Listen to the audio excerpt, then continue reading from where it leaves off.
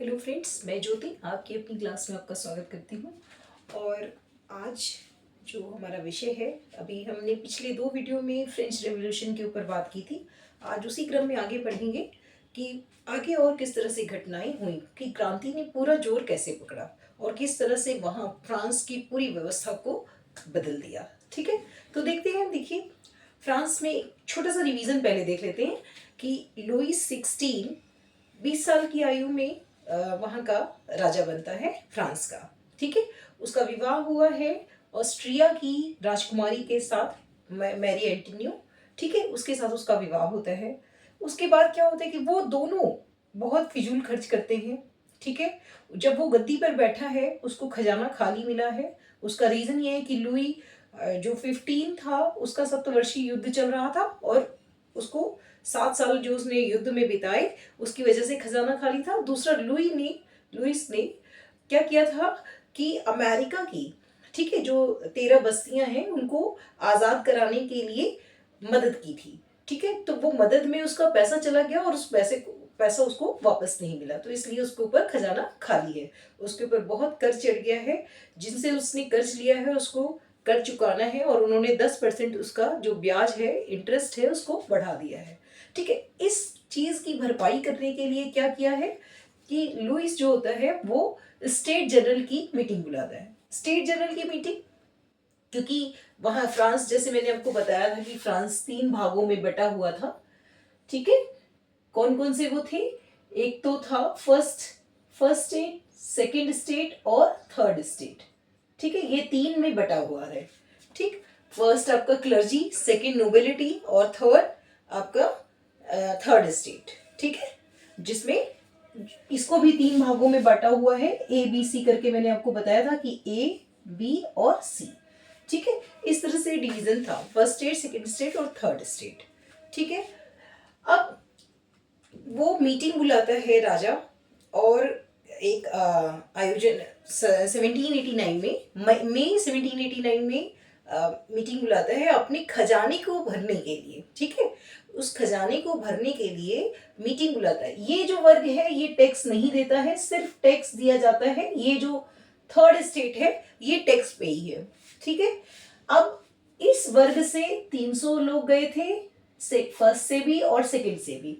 Third state से कितने लोग गए थे? 600 लोग। ठीक है, थर्ड स्टेट से 600 लोग गए हैं। मीटिंग होती है। मीटिंग में राजा का जब मांग करता है तो यहाँ पर 300 लोगों का एक वोट और इन 300 लोगों का एक वोट। ठीक है, जो पहले उनकी वोटिंग थी वो कैसे थी कि एक वर्ग एक वोट। ठीक है, दूसरा वर्ग एक वोट। तो ये दोनों मिलके, दो, इनको तो टैक्स देना नहीं है, ये तो चाहेंगे कि टैक्स बढ़ा दिया जाए। 600 लोगों का एक वोट, तो इनके 2 वोट हो गए। ठीक है, इनके 2 वोट हो गए, तो ये क्या होता है, ये हार जाते हैं, है ना, भाई हार जाएंगे। तो उन्होंने बोला नहीं, ये जो 600 लोग गए हैं ये कौन है? इस जो 600 लोग गए हैं ये थोड़े से शिक्षित हैं, पढ़े हैं, पढ़े लिखे लोग हैं, जो थोड़े से अमीर वर्ग के लोग हैं, है ना। यानी इसमें जो ए स्टेट, ए और बी वाले हैं, इनमें से लोग, चुने हुए लोग वहां जाते हैं। ठीक है, अब इन लोगों ने बोला नहीं।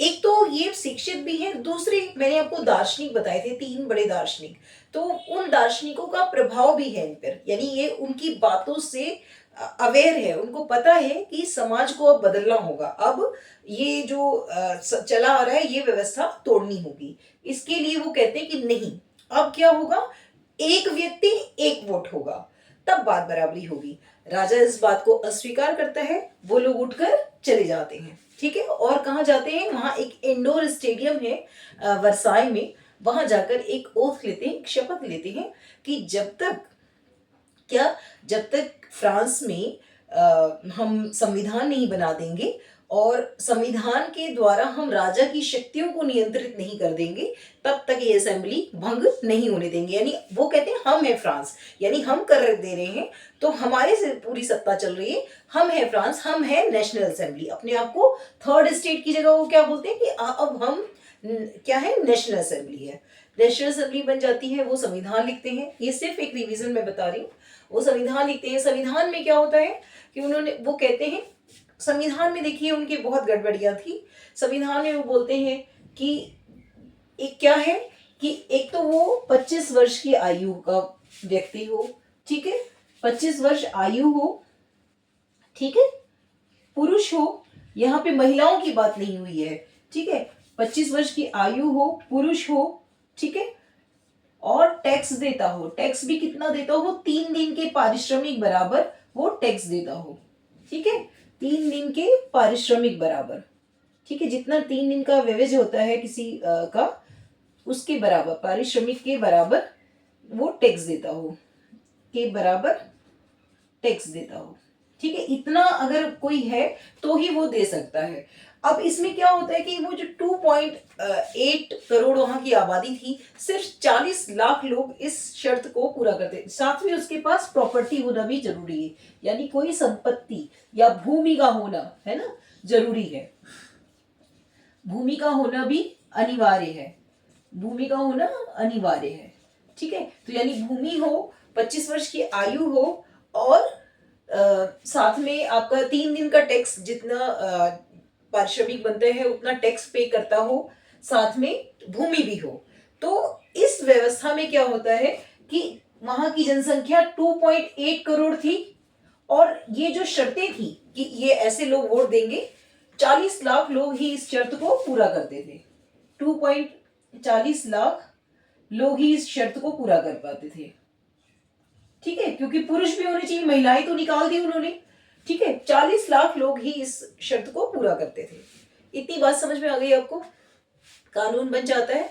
अब जो राजा होते हैं, ठीक है, कहते हैं वो आप जाओ बना लो, लेकिन मैं भी इसको नहीं मानने वाला।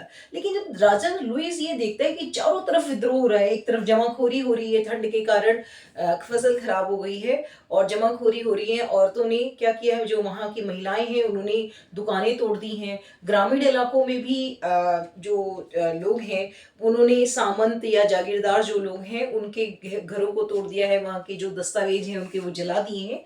जब देखते हैं कि चारों तरफ मतलब असंतोष की भावना फैल गई है, लुईस बोलता है ठीक है, आपका संविधान ऊपर है और मैं इस संविधान को मान लेता हूं। तो वहां पे क्या होता है कि संविधान बन गया है और राजा भी है, तो यहाँ पे इसको हम बोलेंगे कॉन्स्टिट्यूशनल मोनार्क, ठीक है, यानी कि राजा भी है और कॉन्स्टिट्यूशन भी है। अब क्या करेगा, जो राजा, जो उन्होंने कॉन्स्टिट्यूशन बनाया था उसका आधार वही था कि विधायिका है जो राजा और मंत्री पर नजर रखती है कि कुछ गड़बड़ी ना करें ये लोग, ठीक है, जुडिशरी भी है, कार्यपालिका भी है, ठीक है, कि कार्य पूरे रूप से समाज में चलता रहे। तो ये सारी चीजें थी, ये बन गया, संविधान बन गया। लुईस को लगा कि ये संविधान इन्होंने बना दिया, सब कुछ कर दिया, मान भी लिया उसने, पर उसने गुप्त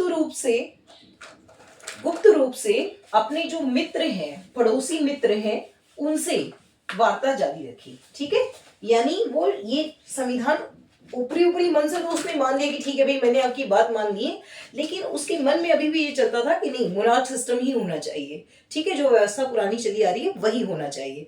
इसके लिए वो प्रशा या पर्शिया, ठीक है, ठीक है, ये, और ऑस्ट्रिया की उसकी जो उसकी पत्नी है, ठीक है, उस जो पत्नी है मैरी एंटोनी, वो कहाँ की है, ऑस्ट्रिया की है, और पर्शिया जर्मनी के पास एक शक्तिशाली देश था उस समय, ठीक, तो इससे वो मदद मांगता है, ठीक है, हेल्प करता है, अप्रोच करता है इनको कि आप हमारी हेल्प करो, क्योंकि मेरे देश में ये सारी गड़बड़ चल रही है और आगे आने वाले समय में आपके यहाँ भी ऐसा हो सकता है, तो अभी आप मेरी मदद करो, ठीक है। गुप्त रूप से ये गुप्त वार्ता चल रही है, ये सारी बातें कैसे चल रही है, गुप्त रूप से चल रही है, गुप्त वार्ता है, ये गुप्त वार्ता चल रही है, ठीक है।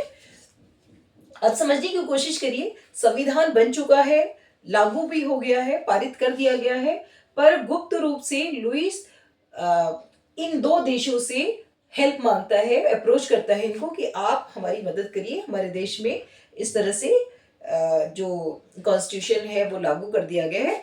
जैसे ये दोनों लोग है ना, ये दोनों लोग हेल्प करने के लिए अपने ट्रूप्स तैयार करते हैं और ट्रूप को भेजने वाले हैं, यानी अपनी सेनाएं भेजने वाले हैं ना, अपने ट्रूप्स को कहाँ भेजने वाले हैं, फ्रांस में, किस चीज के लिए, राजा की मदद करने के लिए, ठीक। अब वो सेना भेजने वाले हैं, ठीक, यहाँ पे सेना भेजने वाले हैं, ये बात जो नेशनल असेंबली है उसको पता लग जाती है। ठीक है, जो नेशनल असेंबली है उसको ये बात की खबर लग जाती है। ठीक, नेशनल और वहां की जनता को भी, ठीक, वहां की जनता जो यानी कि वहां के जो साधारण आमजन है उनको भी ये बात पता लग जाती है। अब क्या है, आमजन और असेंबली दोनों को ये बात पता लगती है। वो ये कहते हैं कि ठीक है, अब राजा को हम बाद में देख लेंगे कि राजा ने अंदर क्या किया है, पहले हम इनसे इनकी खबर लेते हैं। अब देखिए यहाँ पे क्या है, नेशनल असेंबली ने जो नियम बनाए थे, जो कानून बनाया था, उसमें गड़बड़ियां थी। यानी आमजन जो था वो राजा से तो परेशान था ही, साथ में वो परेशान नेशनल असेंबली से भी था, क्योंकि उसमें गरीब वर्ग के लिए कुछ भी नहीं दिया गया। भाई भूमिहीन जो था उनको भी नजरअंदाज किया गया। ठीक है, तो वो इससे भी परेशान थे। उसने बोला पहले हम बाहर से नहीं फ्री होते हैं, मतलब बाहर के लोगों को पहले भगाते हैं, उसके बाद हम राजा जो हमारी अंदर व्यवस्था है उसको सुधार करेंगे। ठीक है, पूरे फ्रांस में, है ना, पूरे फ्रांस में जगह जगह पे लोग जन आंदोलन करने लगते हैं, लोग सड़कों पे निकल जाते हैं कि भाई हमें अपने जो ये फ्रांस का पूरा सिस्टम है उसको बदल देना है। ये यहाँ बॉर्डर पे ट्रूप्स आ गए हैं, ठीक है, ऑस्ट्रिया और प्रेशिया की। ठीक है, इसमें एक जगह है मार्सिले, पेरिस है। ठीक है, पेरिस तो इसका इनका मुख्य शहर है, और उसके बाद एक है मर्सिलिस। ठीक है, क्या जगह है, मर्सिलिस एक जगह है। ठीक है, मर्सिलिस से ये शुरू करते हैं अपनी यात्रा और पैदल चलकर पेरिस तक जाते हैं। ये बॉर्डर पे हैं ये लोग, ये इनकी जो ट्रूप्स हैं बॉर्डर पे हैं। पेरिस तक गाना, जो लोग वहां का गीत है वो गाते हुए जाते हैं। ठीक है, अब देखिए यहाँ पे क्या है कि ये जो आमजन है ना, धीरे धीरे छोटे छोटे ग्रुप्स बनाने लगा था, है ना, यानी छोटे छोटे ग्रुप्स में इकट्ठा हो गया था। वो एक क्लब्स बनाने लगे थे, उस समय वो उनको क्लब बोलते थे, क्लब बनाने लगते थे। ठीक है, तो ये जो इन क्लबों में मुख्य रूप से एक क्लब है जैकोबिन क्लब। ठीक है, जैकोबिन क्लब, जैकोबिन क्लब। इसमें कौन है, इस क्लब के जो सदस्य हैं, जो लोग इनमें हैं, वो कौन है, वो है बिल्कुल थर्ड स्टेट के जो गरीब वर्ग के लोग हैं, दबे कुचले हैं, जो बिल्कुल गरीब है, जिनके पास भूमि नहीं है, इस तरह के लोग जैकोबिन क्लब के सदस्य हैं। इस जैकोबिन क्लब का जो लीडर है उसका नाम है मैक्सिमिलियन, मैक्सिमिलियन, मैक्सिमिलियन रोबर्सपेयर, रोबर्सपेयर, रोबर्सपेयर। ठीक है, ये इसका लीडर है। ठीक है, अब ये लोग कहते हैं कि हम राजा को तो बाद में देखें, राजा को तो बाद में देखेंगे, पहले हम बाहर की चीजों को सुलझाते हैं, पहले बाहर की जो हमारे ऊपर जो सैनिक बुलाए जा रहे हैं इनको हम खदेड़ते हैं। ठीक है, अब जैकोबिन क्लब भी यहाँ बन गया है। ये कहते हैं कि अब हम सबको मिटा देंगे, यानी हम गरीब वर्ग जो है वो अब उठना चाहता है, अब वो क्रांति कर रहा है इस पूरे सिस्टम को बदलने के लिए।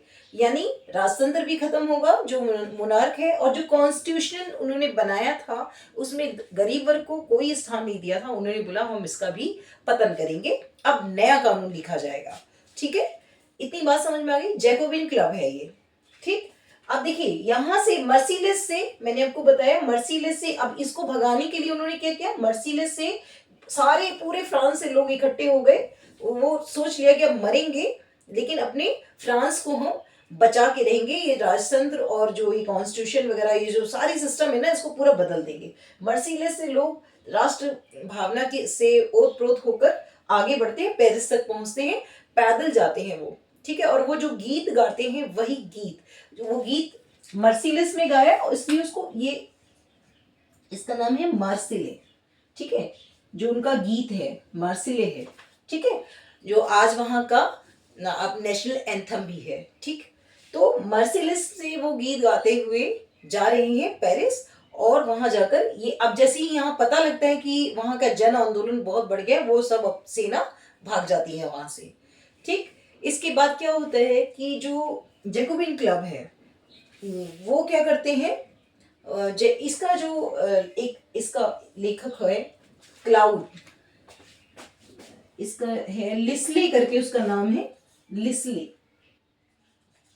ठीक है, लिस्ले एक है जिसने ये राष्ट्रगीत जो उनका फ्रांस का राष्ट्रगान है वो लिखा है।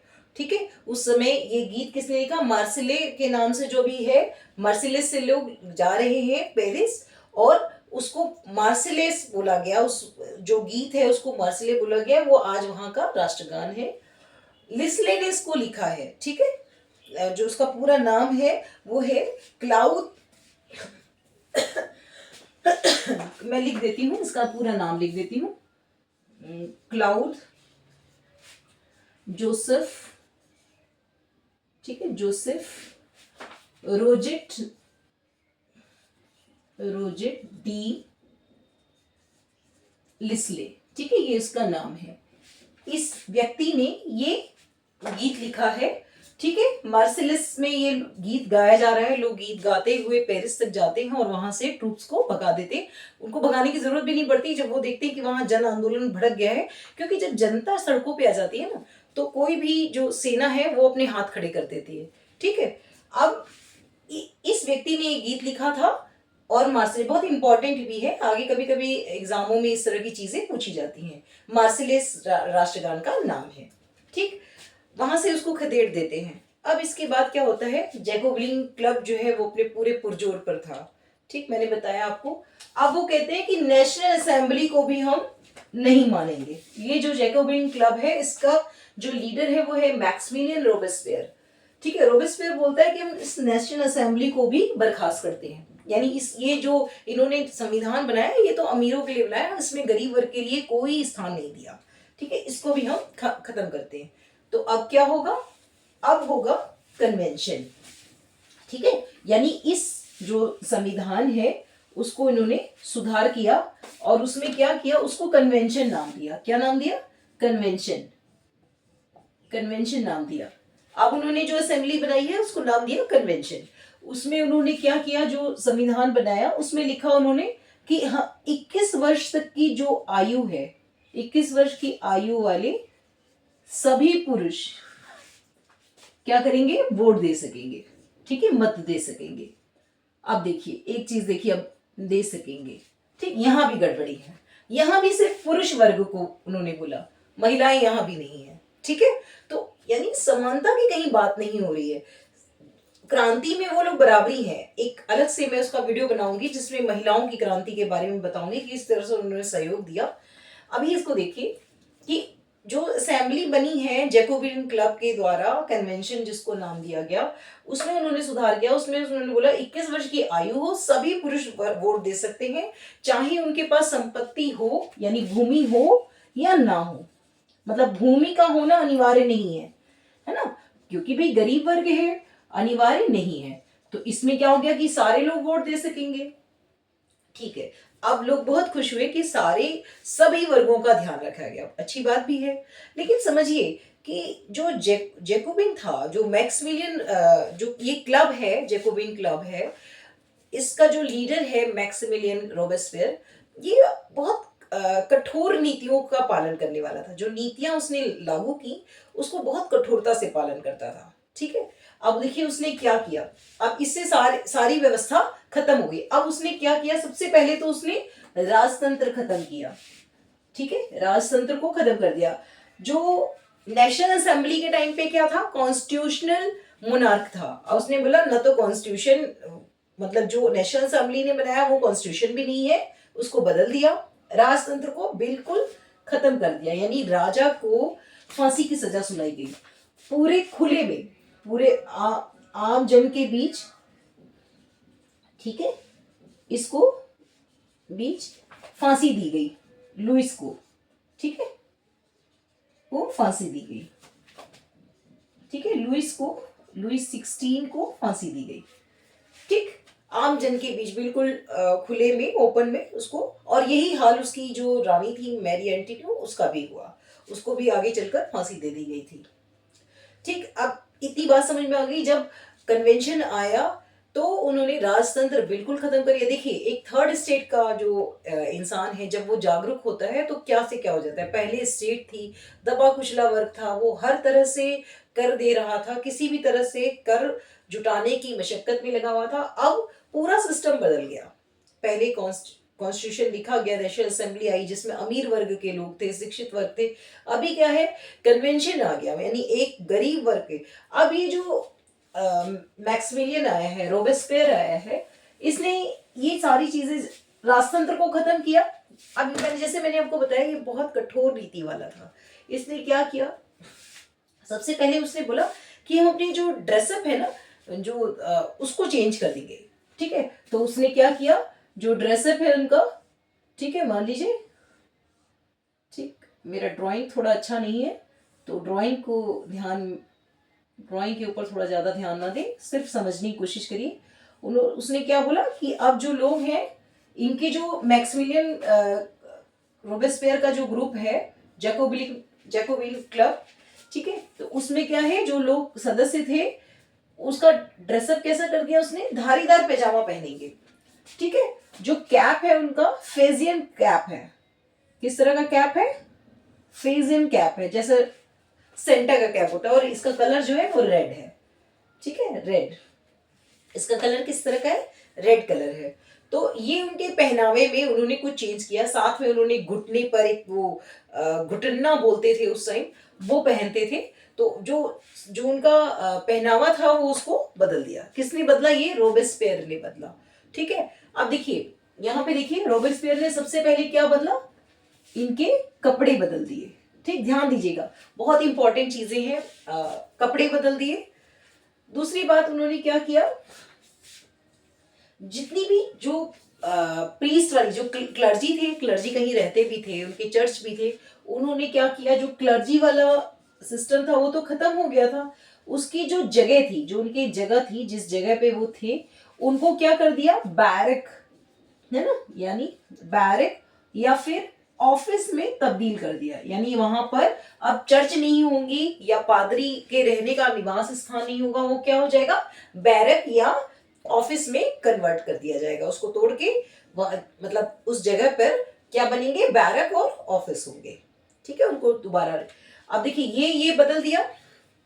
उस टाइम में देखिए, उस टाइम में उसने और क्या किया, देखिए उस टाइम क्या होता था, जो खाने पीने की जो चीजें थी, तो वहां पर जो खाना है वहां का पाव रोटी, जब जो ब्रेड होता है वो है। ठीक है, तो उसने बोला कोई भी वाइट ब्रेड नहीं खाएगा। ठीक है, वाइट फ्लोर से बनी हुई चीजें नहीं खाएगा।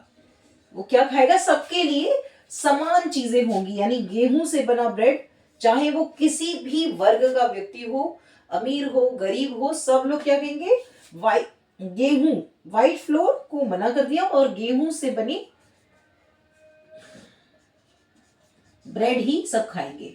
ठीक है, यानी खाने में उसने क्या कर दिया, समानता कर दी कि सब एक जैसे खाएंगे, कोई भी अलग कुछ नहीं खाएगा।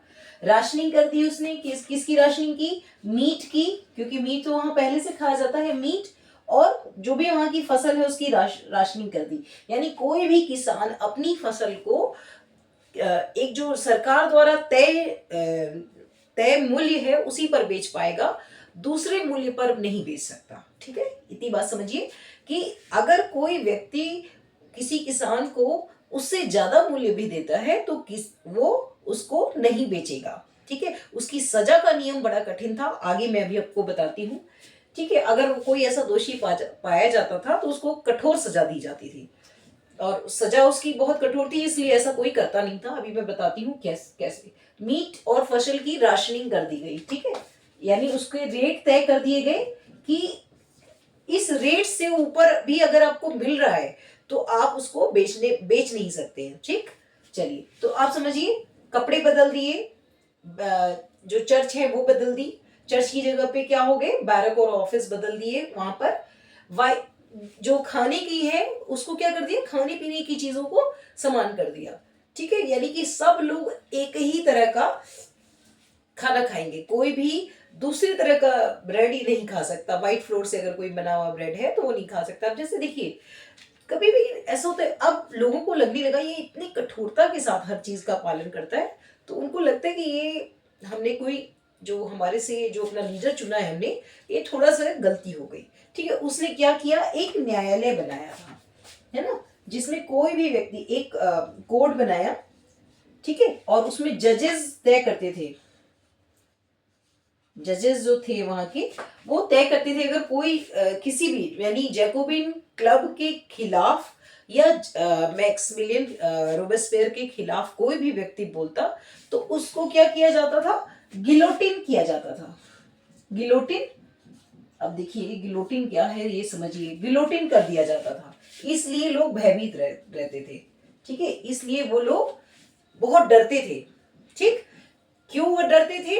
क्योंकि एक उसने न्यायालय बनाया था जहां पर उसकी नीतियों के खिलाफ अगर कोई बोलता पाया गया, ठीक है, या कुछ मनमानी करते पाया गया और उसको पाया गया कोर्ट में लाने पर कि वो दोषी है, तो उसको गिलोटिन किया जाता था। गिलोटिन क्या है ये समझ लीजिए, बहुत इंपॉर्टेंट चीजें हैं, आपको ये एग्जाम में बहुत काम आने वाली हैं। सिर्फ इसको समझ लेंगे और उसके बाद पढ़ लेंगे, और मैं निश्चित तौर पे बता रही हूँ कि आपको कुछ भी अलग से तैयार करने की जरूरत नहीं पड़ेगी। सिर्फ आप वीडियो देखने के बाद 2 बार किताब को पढ़ लीजिए, जिससे आपको सारी चीजें एक बार मेमोराइज हो जाए।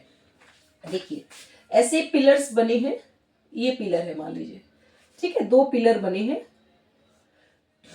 ठीक, और यहां पे एक आरी वाला, आरी लगी हुई है, ठीक, यहां पे एक लेटने की जगह बनाई है और यहां पे, ठीक, अब देखिए इसको और मैं इधर कर देती हूं, ठीक, ये देखिए ये है गिलोटिन। ये गिलोटिन क्या है अब समझ लीजिए इसको, ये डॉक्टर गिलोटिन ने बनाया था और उन्हीं के नाम पर इसका नाम गिलोटिन पड़ा है। यहां पे क्या है ये देखिए, ये एक 2 खंबे हैं, इसके बीच में एक आरी लगी हुई है, ठीक है। जो भी व्यक्ति दोषी पाया जाता था या उसके क्लब के खिलाफ या उसकी नीतियों के खिलाफ होता था और उसको न्यायालय में लाने के बाद अगर वो दोषी पाया गया है तो उसको गिलोटिन करने का मतलब यानी उसको सजा सुनाई जाती थी मरने की। और मरना कैसे होता था, वो गिलोटिन कैसे करता था, इस तख्ते पे, ये तक नीचे तख्ता है, इसके ऊपर इसको लिटाया जाता था। यहां पर उसकी गर्दन फंसा दी जाती थी, फंसाने की जगह है, आरी ऊपर से गिरती थी और यहाँ पे एक समझ लीजिए एक बॉल जैसा कुछ है, उसमें ये उसकी गर्दन गिर जाती थी, ठीक है। यानी जो बॉडी है उससे आपका जो सर वाला हेड वाला हिस्सा है वो अलग हो जाता है, ठीक है। तो बहुत खतरनाक सजा थी, इस वजह से लोग उससे बहुत डरने लगे थे। जो उसी के क्लब के मेंबर थे वो त्राही त्राही करने लगे थे, ठीक है। तो ये उसकी सजा सजा का सिस्टम था। बहुत समय तक उसको लगने लगा कि अब ये जो हमने जो ये चुना है, इसके साथ साथ देखिए उसने भाषा में भी चेंज किया।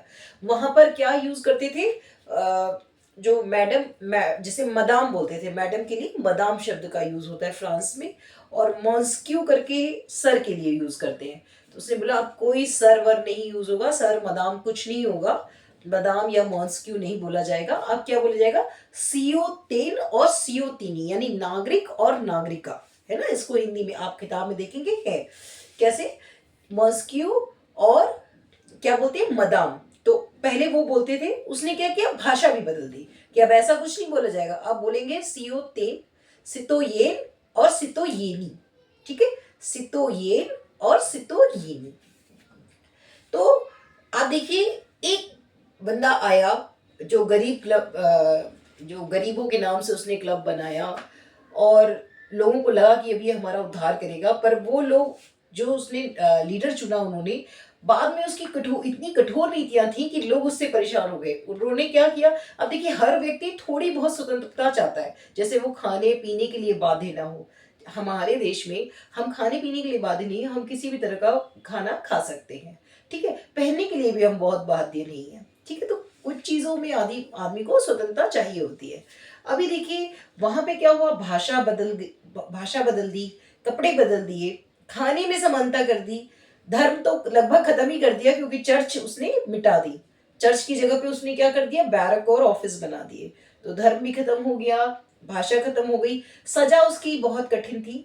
बाद में उन्होंने क्या किया, जो ये क्लब के लोग थे, अब देखिए यहाँ पे क्या करते हैं वो लोग, क्लब के लोग ही मतलब जब त्राही त्राही करने लगे, एक दिन उन्होंने सबने मिलकर, ये जो सारे क्लब के सदस्य हैं, जैकोबिन क्लब के जो मेंबर हैं या जो लोग हैं गरीब कुचले वाले वर्ग के, यही तो जैकोबिन क्लब के मेंबर बने हैं।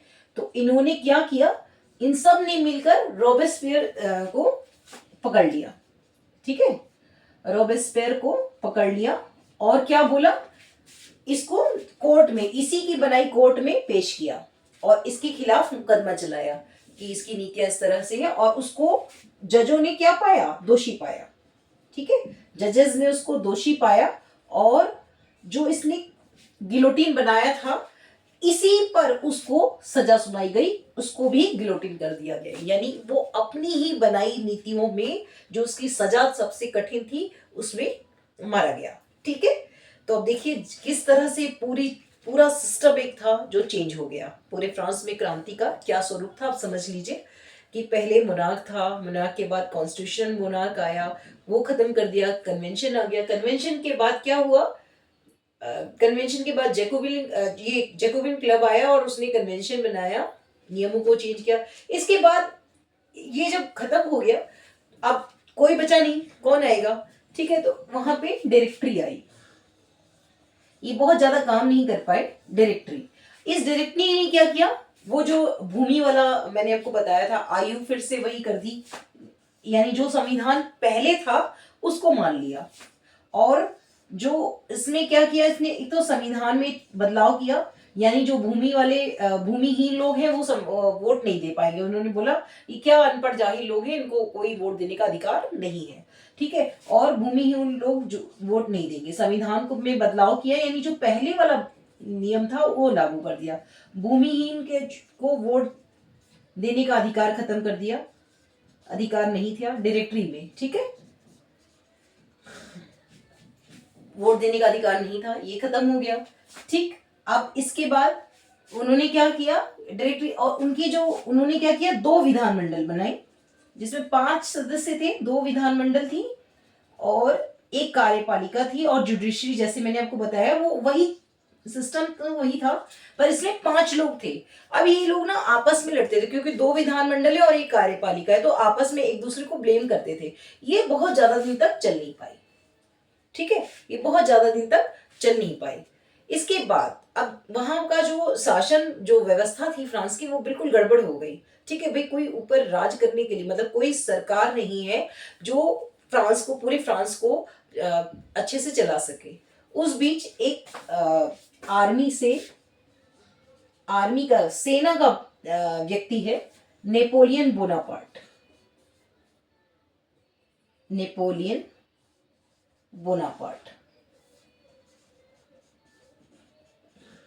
ठीक है, इसका आगमन होता है और ये आ जाता है और ये बोलता है कि अब मैं फ्रांस को चलाऊंगा। ठीक है, इसने बोला था कि शुरुआत में कि मैं कुछ समय के लिए चलाऊंगा, अगर कोई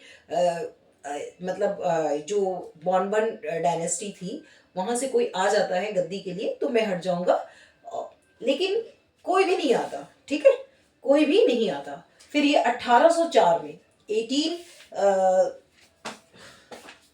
1804 में ये अपने आप को वहां का सम्राट, फ्रांस का सम्राट घोषित कर देता है। जब उसने देखा कि भाई कोई नहीं आ रहा है और बिल्कुल व्यवस्था आराम से चल रही है, तो फ्रांस का सम्राट घोषित करता है 1804 में, अपने आप को फ्रांस का सम्राट बन जाता है। ठीक है, तो इस तरह से ये क्रांति समाप्त होती है।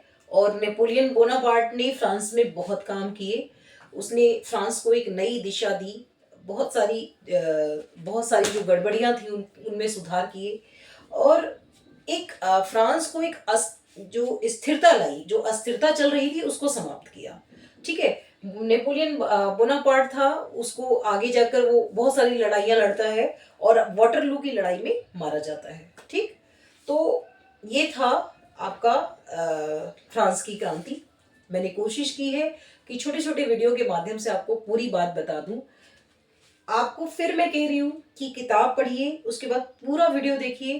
फ्रांस की क्रांति से कोई भी प्रश्न आपका छूट नहीं सकता। इसमें एक टॉपिक अभी रह गया है जो मैं आपको अगली वीडियो में बता दूंगी। वो है फ्रांस में औरतों, जो फ्रांस की क्रांति है उसमें औरतों का क्या योगदान था, और वहां की महिलाओं ने अपनी आजादी के लिए, क्योंकि ये देखिए जहां भी संविधान बना यहाँ पे पुरुष वर्ग को ही ऊपर रखा गया, महिलाओं को वहां की बहुत बहुत परिश्रम करना पड़ा अपनी आजादी के लिए। ठीक है, हमने जो आजादी की लड़ाई लड़ी यानी भारत ने, उसमें क्या था कि हमें अपने सिस्टम से नहीं, हमें अंग्रेजों के खिलाफ लड़ना था।